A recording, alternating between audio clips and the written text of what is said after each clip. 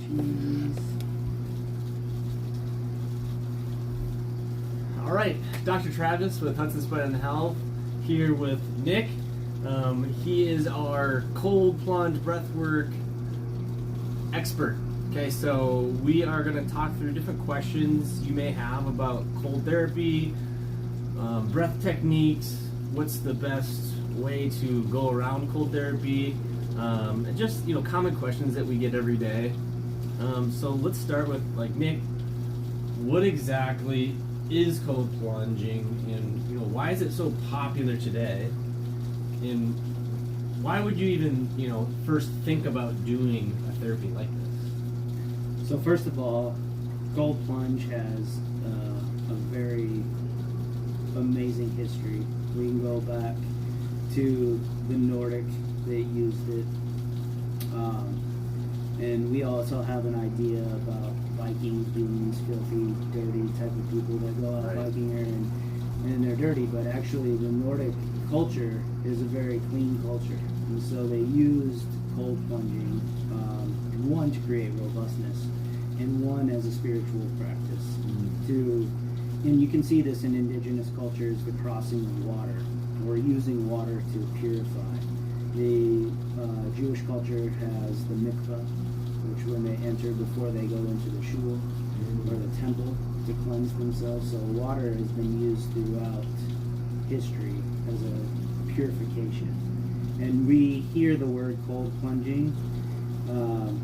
An actual better acronym for it now would be ICE, or intentional cold exposures, because we're using this intentionally to create a response in our nervous system, to create vagal tone, or to create a sympathetic response, then cascading into a parasympathetic nervous tone, right? So that's predominantly the vector of which now it's being used at. But you can see, all around us, and especially in the Midwest, that we have during the winter, we have polar plungers. Right. That is something that's super fun, and we only do it once a year. But this has been used. You can see this in the Finnish culture, right? And that's predominant in Wisconsin and Minnesota, where they would use this after sauna. They would get in the ice and they would do rounds, and we do that in experience with our friend Kayla. Right. So,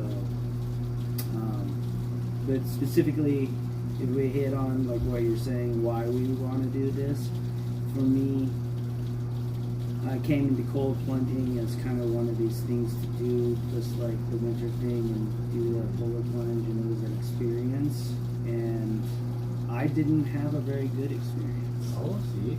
Right? So that made me cold shy. Right. But I knew there was a benefit in it, because I had found Wim Hof's work, and I resonated with his story of his wife and her.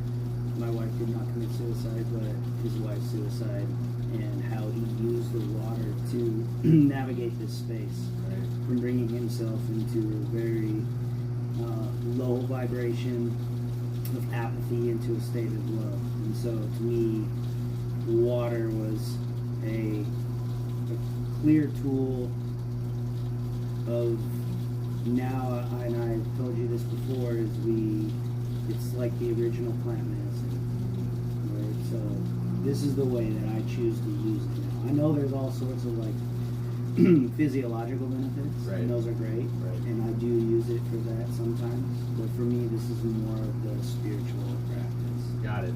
So I do think that is something that's missed in a lot of the cold immersion community. They're not really talking about the intention behind actually going into that cold water and what you're trying to get out of it, right? But all we hear is, anti-inflammation, muscle recovery. A big one is the mindset, right? It creates this mental toughness getting in there, because it doesn't matter who you are, when you go in there, you get this shock, right? It's like this fight or flight response. It's a stress response, right? And you lose your breath and you freak out. And I feel like we do that on a daily basis, from work and relationships and different life situations. And for me, like, that was a big wake-up call when I started doing this cold immersion was, oh, I'm like training for life almost, right? Because if I can control how I respond to a stressful stimulus and I can put myself into that calming state, then I'm kind of prepping myself for when a catastrophe does happen, right? So I think that's just a underplayed part of why you would do this. It's not going to be enjoyable your first time. It's not supposed to be, right? The enjoyment comes post treatment, right? How well you feel, the mood you feel, the results that you get from spending a minute to 3 minutes is profound. Yeah, that's kind of the whole point of intentional cold exposure or doing is the hormesis. Yeah. Right. So acute stress that is inflammatory by all means, like cortisol spikes. But then after that, we have a parasympathetic rebound that brings us into a state of adaptation, right? And so that's a huge piece of this, like whether it's a physical adaptation or a psychological adaptation that you're looking to create. So that's why, for me, I had done cold exposure before, like by myself or with friends, but there was a key component missing, and that was a coach. Yeah. And someone to hold space for you. Right. And if we look at this in that aspect of being a medicine, and you are going through an acute phase of stress, Right. and it can bring up all sorts of different things that are like PTSD, right? Right. And it's used across the board for first responders, the sauna and cold plunge, to adapt and to go through a emotional recalibration, without having to use talk therapy. But I think that's a benefit of having a coach is that we're not here to be a psychoanalyst or a psychiatrist or a therapist. It is a big key component of that is rephrasing what's going on in your head. Right. To bring you to a new understanding, a new place. Right. And to avoid what the experience that you had too of like, I don't like this, I don't want to do this again, right? And answering the question that somebody may have when they've done this for the first time. I think it's really profound to have somebody there guiding you through a situation like this, so that you do have a space where somebody can educate you on what's happening and coach you through breathing and what you're feeling and really working through that. So it's definitely something I would also recommend if you're not an avid person that does the cold, like do it first with somebody who has done it many times and is actually trained on how to deal with situations where, should I do it today or should I not do it today, right? Like, it's not necessarily a thing that like, oh, once you do it, you have to do it every day. It's like, no, there's certain times where maybe you shouldn't do cold, and there's certain times where, it would be really beneficial. And sometimes it's not super obvious to know when that is. And that's why working with somebody like you, where like understands it, can coach people through that, and actually like consult with somebody, this is what's going on in my life. This is the pain that I feel, whether it's physical pain or it's just like a mental, emotional pain. I still think that when we think about cold therapy that we're thinking of the mental, emotional type pain. We're just thinking, it's going to reduce my pain because it's going to freeze it. It's going to numb my nerves, basically, which can be true. And yeah, there are a lot of other physiological things going on, but there's a lot of thoughts that are going to come through your head as you sit in there, and time doesn't exist. You're just focusing on breathing, right? And we don't do a whole lot of that right now. In our fast-paced society, we're always thinking, we're always pondering, and we're never just still in our thoughts in the moment. This forces you to do that. You don't have a choice. When you're in that water, you are only thinking about the temperature of the water and if you're breathing. You're not worrying about anything else in life at that point. So I think that is something unique that we have going on here, is like there's all these different therapies that you can dive into that put you into this kind of now state, right? It's you're not worried about all that outside noise. I think one thing that you hit on, that a word that you said is a powerful, and if anybody picked that up, the word was numb. In our society, in our day-to-day life, people are doing things to become numb, Right. to the things they're experiencing, the signals that their body is giving off. Like their psyche is telling them there's something that's needing to be adapted to.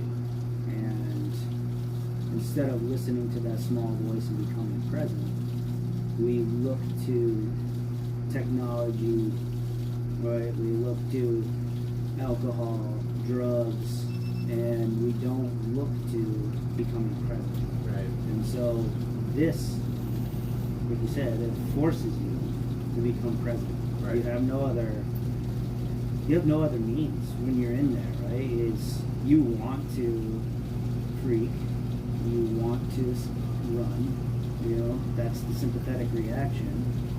But when we can get to that turnover state and we can come truly in to ourselves, then all the other things become muffled noise, Yeah. and then we can then decipher.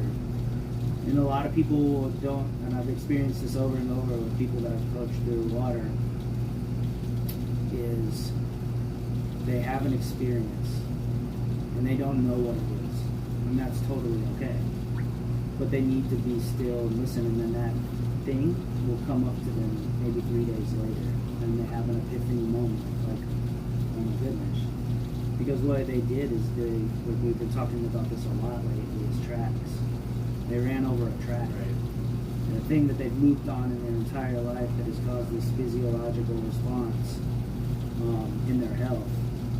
And then all of a sudden it came up, and they were aware of it because they took time to become present, and now that thing is directly in their awareness, and they're like, oh my goodness, now I know what that is. That's very interesting, because going back to that numb state, you know, the vices that we use to block out those emotions, right? It numbs us. How many times do we actually get any benefit from doing those, right? There's no, I don't feel like we've ever had a positive result a night after drinking or doing any kind of, you know, intoxication of some substance. Whereas, like, when you do a health therapy like this cold immersion, you immediately feel the benefits. Yeah. It's like, it's profound. Like, in the fact that you're doing something to, like, extend your longevity and the quality of your life, and you receive that. I mean, it's, in a way, that's why it's so popular now, because it does feel like almost like a vice. Like, people are doing it every day now. Yeah. You know, there's hardcore individuals plunging 32 degrees every single day for a year, because, you know, now they're, like, addicted to it. Yeah. Right? Because they're addicted to that dopamine rush that you get. Exactly what I was going to bring up is, after a hard night of partying or just going hard on your business and staying up and being in the flow, we have the next day a dopamine drop, right? The dopamine drops, and so then we become in a state of woe is me for that. I tell my daughter it's called post-party depression. Yeah. Right, so we get the post-party depression, and so our dopamine levels have dropped below baseline, and then we're looking for a way to climb our way back out, and so then we use stimulants over and over, and I'm guilty as charged. But this is a way that you don't have to do that, and then you don't have to use supplements to do that as well. And like everything in with the biohacking community is, we think about and this is just something that I've really thought about a lot, and we've had this discussion, is it's marking something off your list to become spiritually enlightened and to have longevity. But where in there is the awareness? Where in there becomes the presence and the oneness? It's like, it's not there often, right? Because you're like 5 hours, I did red light, I did breath work, I did my workout, I did all the gadgets all over my body. You know, I hooked myself up like a RoboCop. Yeah.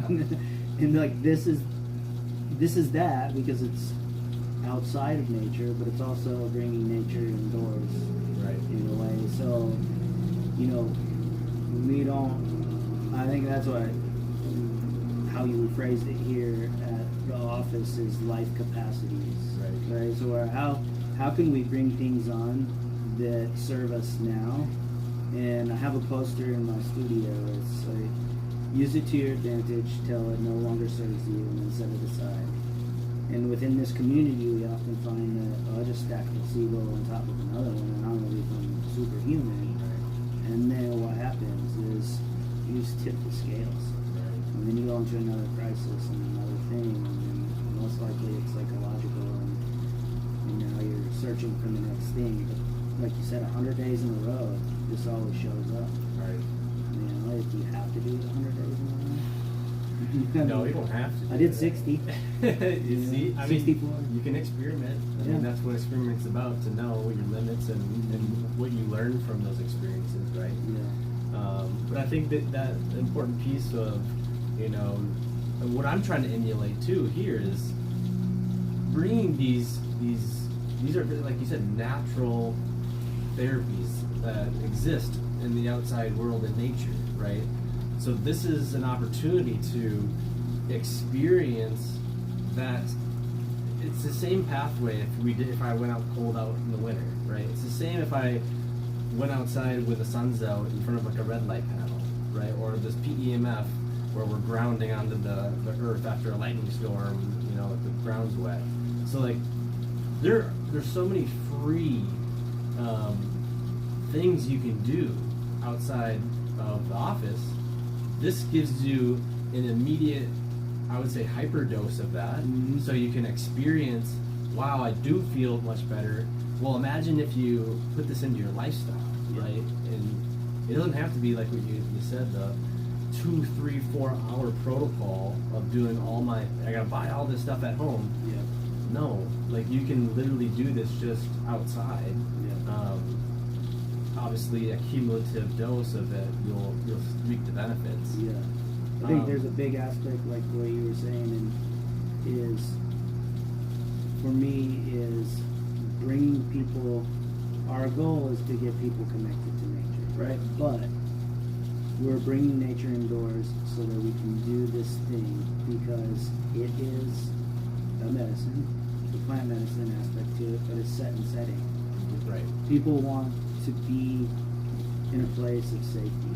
Right. They want to be in a place of comfort, that they feel that they can do this, and then they have this sense of accomplishment, and then eventually, because there's 99.9% of the population, and that's probably just grandiose, I can make up my own percentages, but they won't go outdoors and do that. Right. You know, like I even though I love the outdoors and do that stuff, I have to schedule that in my time where I'll go out for the whole of the Sunday and sit in the hammock. Right. You know, so that we get this benefit here and now. Right. Can you speak more on like the breath work part of it? Like how does breath work, or you know, increasing oxygen utilization, you know, how does that work with cold? And how important is it to, you know, do some of these breath work practices pre or post cold? You know, I think a lot of people get confused and kind of lost. Like how do they use their breath as something that can help them? Yeah. So I'll go back to this is trying to regulate nervous system tone. Okay. And so that's the same thing that we do with breath work, and that's our goal. Most people are walking around in a chronic state of or sympathetic state, right? So it's fight or flight stress. There's a low grade that's always pounding on them, and they've never experienced switching grades, going from the top to the bottom and then back to a place of the hormesis or even healed, right? So there's a lot of different breath styles out there. Everybody knows Wim, that he's the godfather of ice and breath, but there's a lot of scrutiny around that, and it's not because of him per se. And then there's a lot of scrutiny around ice in the news just because of influencers getting a hold of something and not necessarily wanting to say something that'll skew it in one way. They just don't know what they don't know until they know. Yeah. And so breath work is one of those things that, like I said, we're trying to regulate nervous system tone. And so when you enter into the water, that we come to a place where we call the turnover, where that you can get there and regulate your breath, and so you can regulate your nervous system tone and how you show up emotionally and physically, or spiritually, I guess, or even physically. So we always within Sherpa like to do, and this is most even when and other ones, always doing the breath work away from the cold exposure. Got it. Never in. So safety piece, you're never, ever, I implore you, never to do super ventilation while you're in the water. This is where we have shallow water blackouts and people drowned in 2 feet of water, right? So that's a big safety piece. And there's no benefit to that. Wow. That was the kind of whole idea that I'm going to get this benefit and be able to warm myself up. Right. Well, when you're doing super ventilation, you're actually shunting off CO2. You're getting more O2, right? But that CO2 is what actually is keeping you warm. Right. So Marcus Appleberg does a really good. You can do his fundamentals course online. It's pretty inexpensive. But the building up of CO2 will help us stay warm, and so that's a down-regulating breath, right? So something that brings us into parasympathetic state. Right. So what we always do is we climb a grade, do superventilation, come down, and then we have a space and time in between the breath work that you can acclimate to everything that you experience. And you're not going to integrate all of what you experience within your breath work, all the tracks that you ran over, all the things that you reoriented within your psyche and your physiology. That's going to come afterwards. And that comes through some noticing of the coach, and then we go into the water, and then that is number one goal is how can I come to a place of regulating my breath as soon as possible, Right. you know, and that might be a mouth breath for a while, and then total nasal breath, and then nose, mouth, nose, and I've experimented all different ways. Something that I'm doing now is totally different than I did in the beginning, and it worked for about 4 or 5 times, and now it doesn't work. Wow. Because that's how dramatic, like, the water is a teacher, Right. and it's going to teach you what it wants you to learn. If you were an individual, let's say I'm watching this, how do I know how much I should test doing cold immersion? Like, am I just going to do this one time and then gauge off that one time how often I should do this? What would be like a kind of a safe recommendation for somebody that like wants to come in, try the cold? How long should I try it for? And how long do I have to be in there for? Like, what would be just like a safe intro for somebody that wants to attempt it? So there's a lot of discrepancy in between individuals and the research. I'll just say that at the beginning. Suzanne Soberg has done the most extensive work on cold exposure, and there's other ones that are out there. So what we're looking for is a response to being able to gauge or control your nervous system tone, and like you had stated before in your previous video, is for wanting to activate cold shock proteins, and then we want a cascade of the catecholamines, epinephrine, norepinephrine, dopamine, serotonin, those things. And so it's the minimal effective dose, right? So at 38 degrees is kind of where everybody they want you to start. It can be warmer than that, as we obviously know, and then having to go for a little longer duration. But so 38 degrees, 3 minutes. And the reason it's 3 minutes that I've discovered throughout this is that's generally how long it takes somebody to get their breathing under control. Right. When you get to a place of like past all the fight or flight, past all the walls, into a place where like I can accept this thing. Right. So that's a goal for the first time, is getting some under 3 minutes. Yeah. But I never press you to get there. Right. I will coach you through, and a lot of people use timers, and for me that's something I don't want to look at, and I've even had to get away from counting myself and just being present and being there. So that's why it's really great to have somebody holding space with you. And then research shows 11 minutes a week total of cold exposure, you're going to get all the benefits that you need. Anything over that is kind of like it's minimal effect, or it's the titration of the dose doesn't get any better, right? Right.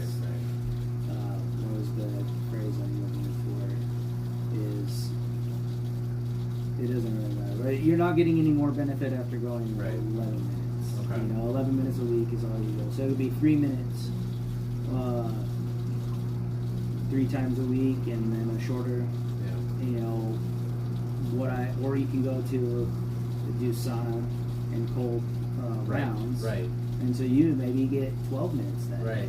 Right. That was my next thing. Like, a lot of people are doing the sauna and then the cold, and it does seem like that's a really easy transition to get into, because you're super hot, hyperthermia, and then the cold, brings you way down, and it just seems like it's a lot easier transition to do those hot cold therapies versus coming into this super cold and then you get into more cold. Yeah. Right. It's a different experience. It is a different experience, but that's a benefit of doing it cold to cold, is that we are teaching our nervous system how to react to day-to-day things. Right. And that's a huge benefit of, like you had said, getting out and then standing in front of the light. Yeah, we can do that. But when we step out and we create a shiver response, that's a huge thing to helping us learn how to regulate our nervous system tone. How all the brown adipose tissue is going to activate, how your nervous system is going to respond over time. Right. That after the pump shortens and shortens and shortens, and we become more robust to this thing. Right. So after 64 days straight, getting into 38 degree water was just like, you can hammer that out and that could be 10 minutes. But it's like, why do 10 minutes? Right. I'm kind of at the place now where I want to get in and have that experience every time. So I'll go 4 days in between. I'm not doing it every day. This morning, I just did a head dunk. There you go. You can just put your hands in the water to start. Yeah, right? So we have globular cells on the base of our feet and the palms of our hand and under our eyes. And so those help you to regulate your body temperature. There you go. So you can stick your hands in, and then all of a sudden your body's going to warm up. You leave them in there long enough, you'll feel heat rise up the back of your neck, the back of your ears. And that's like a good signal your body is doing what it should do. Right. Otherwise, then if you want to stimulate or focus on diaphragmatic response, then you can do a face plunge. Because then you're getting that vagal nerve, which is connected to your diaphragm. And that's going to help you, when you get into the water, how to regulate your breath when you get there. So there's all different ways of doing it. So, I mean, that's the big takeaway, too, is like, there's so much versatility in how you can use this. Like, Yeah, like you can do the community settings, you make a super fun like day out of it, do the sauna, do the cold, like it's very high energy, you're with your group of buddies, like that's a great experience, right? And then you get conversations going, like that's probably one of my favorite to do. Yeah. But if you really need to do like internal work and you have, you know, things that you're suffering from and you're struggling with, then the coach with the, you know, cold alone, you know, is really where you want to go. Yeah. You know, and doing both, right? And doing both. But that's what it's all about. It's about experiencing different temperatures, different environments, different settings, and you learn something different every time you do it. Yeah. That's the beauty of it. That's why it's so fun, I think, and that's why people, you know, like it's why it's blowing up right now. But like I said, there's so many other ways you can get cold, especially up here north. You can just go outside and with your shirt off in, you know, 30-degree weather, and you know it's going to take a little longer. And you know, maybe do like a 40-minute walk instead of a 3-minute. But I think that was good, Nick. I mean, I think this is a really good information for a lot of people that, you know, I have no idea why anybody would do it. Again, if you're Maybe one more thing that we can one more touch on. thing. And I think this is because this is a big thing, and it's women. Oh yes. Women versus men. And men biologically can do this every day. Yeah. Hormonally, it's not going to impact us.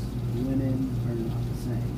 So during their cycle, it's going to affect them differently. Got it.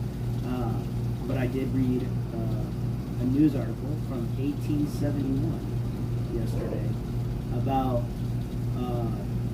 using cold baths to help ease menses.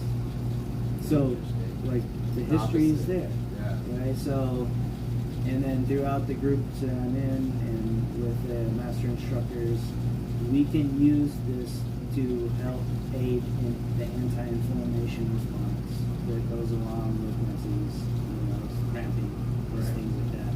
But hormonally, like, you'll want to gauge that, and I say do it intuitively as a woman. You know your body best. I'm just a man. I don't know jack squat about it besides the stuff that I read. So you use this to your benefit at the time, and you can go during your cycle or you don't have to. Right. Like, there's no have to's in that, but I would use some type of metrics like a Oura ring or Whoop strap or something like that to navigate your body temperature, seeing where you're at, and then also tracking your cycle. Right. Right, That's because important. this will have an impact on that. Like if you have a gap in time, Right. you know, like, okay, maybe this, because this is a stress. What percentage of women would you guess regularly know their cycle on a day-to-day? Like, I'm day 14. Is that a common practice? I don't know the answer to that question, but I think that it's lower than it probably needs to be. I know my wife cycles better than she does hers. And I know because I observe her, and I can see changes in, like, her nesting phase or things that she starts to do. And I'm not saying this in any shape or form of, like, I'm judging her in her appearance or anything like that, but I see changes. Like, the nose knows, the heart knows. Like, there's a resonance field that we have, that we share. And so if we are connected to our empath or our essence, we pick those things up. Yeah. And men are not intuitively connected to that much anymore. Right. And we can be. But I think that's a great thing for men to know their partner. That's huge. Yeah. I think that's huge because I do for women. You know, we have a lot of women patients in the office, and you know, there is a lot of hormonal changes, and it's normal. It's normal to have these huge fluctuations because you guys are on the 28-day cycle, men are on the 24-hour, right? So it's normal to have these huge fluctuations in emotional changes and physical changes where Men are pretty even, day to day. And not to mention all the other, hormonal benefits that can come from cold that have been documented, with testosterone boosts and stuff like that, which again, women can benefit from that as well. So there's a lot that goes into this. We could probably talk for 3 hours about what, all the things that could happen, but I think it's a good intro. Again, if you have questions, please leave them down. We are here to help, and we will continue to educate about the cold tub and playing around with the temperatures, playing with the timing, and different biostacks you can do. And then we learned about a biostack that you should not do, right? And I didn't even heard about not doing the breath work in the cold. I don't think that's a common knowledge. So we're all about biostacking because we want to be efficient too, right? We don't want to waste a ton of our time, but we also want to be very present when we're doing this kind of stuff. So thanks, Nick. Yeah, thank you. Yeah. Awesome.